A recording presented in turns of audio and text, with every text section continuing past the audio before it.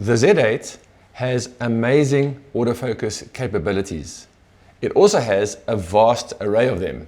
And so today, as a wildlife photographer, I'm going to show you how to fine-tune the Z8's autofocus to maximize the performance in the field.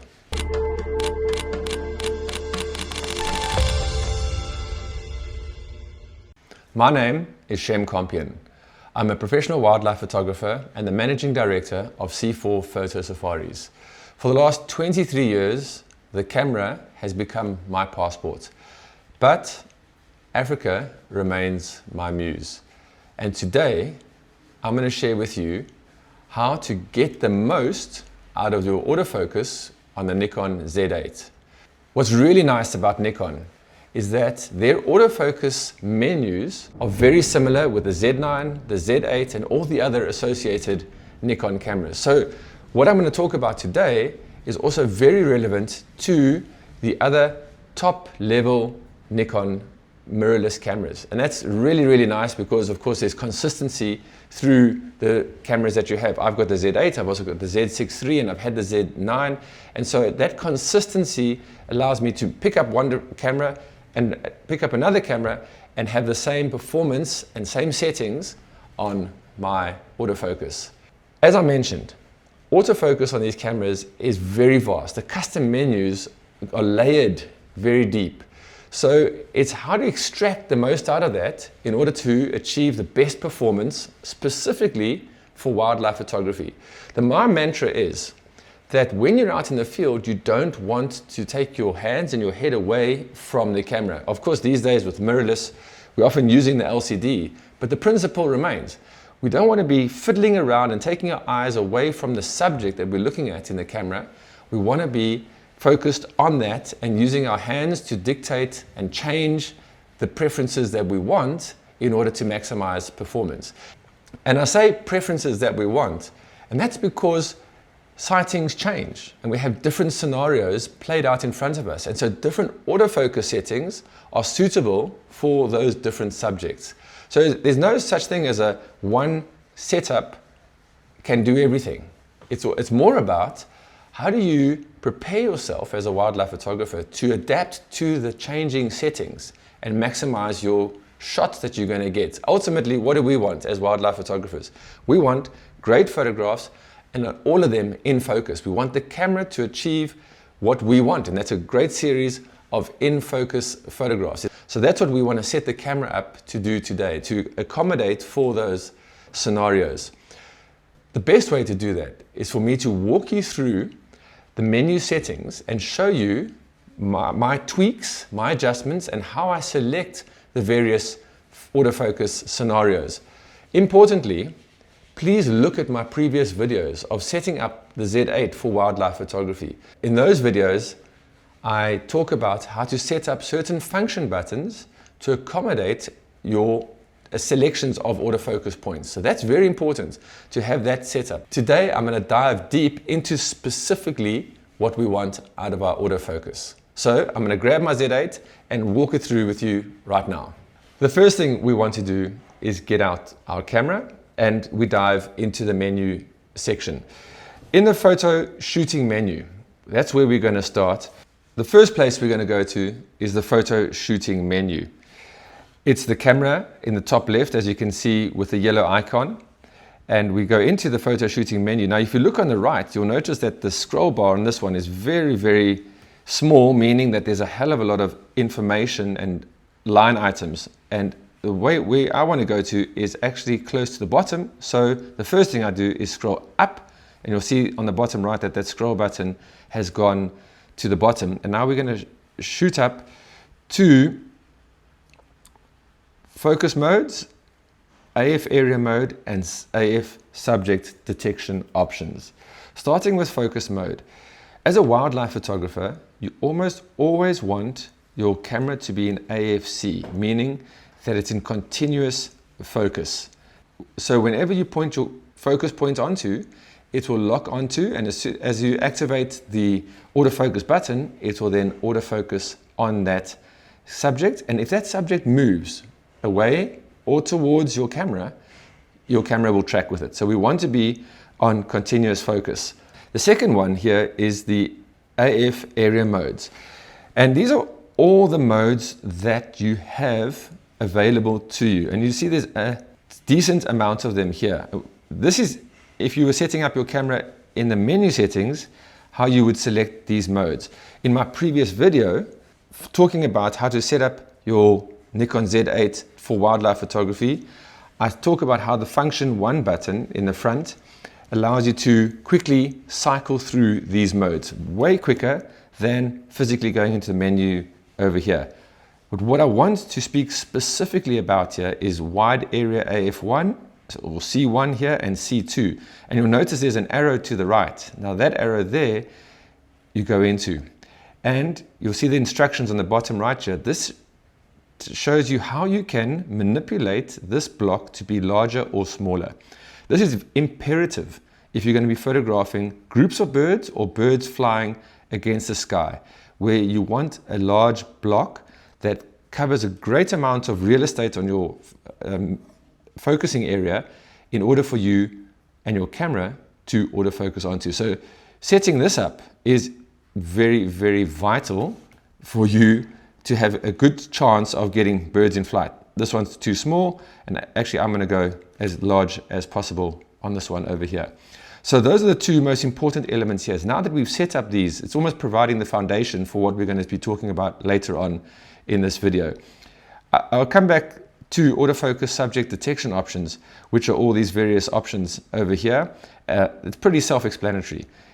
When in 3D tracking, you can set it to prioritize people, animals, birds, and vehicles. Now, I'm a skeptic when it comes to such defined definitions and small definitions, yet I have found that the Nikon Z8 is really, really adept at tracking. If you've got birds in a image and there are also animals, it will stick to the birds itself. So it does work really, really well. Despite my reservations and me being a cynic, it really worked well and tried and tested in the field. Now that we've set up those parameters, we go deep into the autofocus settings, and I'm going to walk through them in chronological order exactly as it is in the menu here. It's going to provide the framework for how we go about photographing. So we go now into the custom settings menu, and you will see the pencil. A is for focus, so it's pretty self-explanatory. And I'm going to start at the top, as I mentioned, A1. We're going into the AF priority release selection. Remember, we're in AFC already. We've set our camera to continuous focus. Focus means that the camera needs to know that it's acquired focus in order to release the shutter. Not good if you want a series of photographs on a fast moving subject. Previously, we only used to have release, but now they've got focus and release. And I tend to like using focus and release specifically because if you have it only on release, the camera's not thinking about actually autofocusing. So I have it on focus and release, and I know that even if the autofocus is not in focus on the whole sequence of a fast moving subject, it's trying to keep it focusing and trying to acquire focus on the subject. So focus and release has worked really well for me on the Z8, and it is a new addition. AFS priority, we don't use that of course now with wildlife photography, but this is, if you are in single focus, you do want to have it on focus specifically, and that is because you want your camera to be in focus in order for you to take a photograph. And that's for AFS, that's if you have a static subject, but this is separate to wildlife photography. I'm doing it for the convenience of walking through the whole order here. This is a great one, focus tracking with lock-on. And I've played with this a great deal. Now, there's various theories about how to do this, but what it ultimately is trying to do is determining how quick your autofocus will change should your subject be blocked by a bush or a tree. So something that's in between yourself and your subject.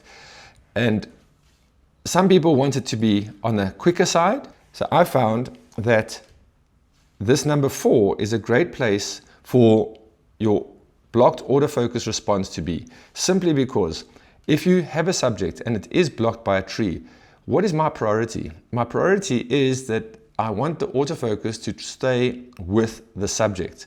I don't want it to quickly leap to the subject in the foreground. I want it to stay with my subject on the back. I don't want it to be as long as number 5 because then there is no responsiveness. So I found that number 4 for both steady and erratic is really the sweet spot for this specific one. So this has been a tried and tested for me, and I found it really works really well. A4, the focus points physically used. I love the options that they have here, because if you have all points and you want to move your focus point around, that means you could be scrolling and scrolling with your joystick multiple inputs to try get your focus point to the far left of the frame. If you have alternating points and only a selected amount, you reduce that time significantly. So pretty straightforward, that one for me. Store points by orientation. This one I don't use that much, but if people that use and photograph vertically a lot, it's very helpful. Meaning that if you have a point that is top right in horizontal and you then change your camera to vertical mode or to portrait mode, it will then move that point to top right in portrait mode. I don't use it because I very seldom shoot in portrait mode. Autofocus activation. So this is if you're using back button focus. So I have my shutter release on AF on because I use back button focus, the AF on button at the back with my thumb. And that's the way to deactivate the shutter button. Focus point persistence. This is a very important one. So there's only 2 options here, off and auto. You definitely want to have this on auto. So what it means is that if you have a focus point that you focus onto a subject and then you change focus points specifically to the 3D tracking, it then will persist with that focus point that you've left it on. And that's very important, that element there. It means that the user selected focus point, when you switch between the 2, it remembers that. And that's so important. It remembers where you were autofocusing, even though you are switching through your autofocus points. And that would be, in my scenario, with the function 1 button in the front that I'm moving between. The limit autofocus area selection mode. And I spoke about this in the previous one. As we cycle through the various autofocus points that we don't want all of them available. Too many options means that you have decision fatigue or analysis paralysis. You want only the focus points that specifically work for you. And you'll see from the beginning of the video here, I've got the C1 and the C2 very clearly indicated there because I love using those for my autofocus. And then the focus mode restrictions. I don't have any restrictions because I want my autofocus to work as well as it should do. Focus point wraparound is quite straightforward. It's either on or it's off. And it means that if you have a focus point that goes to the edge of a frame, and instead of going from the right all the way back to the left, if you want to move it from right to left, you can keep cycling to the right of the frame and it will pop up on the left-hand side. It's almost like it goes around in a nice circle, in an imaginary circle around the back of the frame. Focus point display. You want all of these on. And the reason you want that is in continuous autofocus, because your subject is moving all the time, you want to know that the green cursor, which means it's locked onto tracking, is actually on your subject. If you're tracking with your subject and the focus point does not change color, you have no visual reference to whether your subject is actually in focus or not. And so having it change color gives you a very strong visual clue that your camera is tracking the subject and your subject is in focus. So that's very important to have these on. Built-in autofocus assist illuminator. This is for if you're photographing in the dark and your camera would actually shine a light. If you have it on, it's going to shine a light out of the camera. We do not want that with wildlife photography, so we keep that off. Focus peaking. It's a more modern day with mirrorless cameras setup that's come up and adopted from the video world. If you have it on, you're going to get these red zebras that come across your frame. Personally, I like to keep my frame clean visually appealing so that I can see what my composition is about. So I keep it off. Modern day filmmakers and photographers, they don't mind it because they've got used to it, but I find it takes up a lot of real estate in your frame when I want to be focusing specifically on my subject. The last one is focus point selection speed. Relatively irrelevant. It's more the speed at which you cycle through your selection choice. So I'd leave it on normal and nothing more than that there. You'll know from my previous videos that I'm very particular about setting up the AF on button and then amending the display button to become an autofocus button with its own specific functions. And that is by going to the recall menu. It's in my how to set up the Z8 for wildlife photography. The reason I mention that now is that in the display button, you can also change the tracking autofocus that you want to quickly move across to. So with AF on, you're going to be using the autofocus settings and buttons that you are very familiar with, that you'll be using at any given moment. But if you know that there's an autofocus function that you want to be able to access incredibly quickly, you set that on the display button.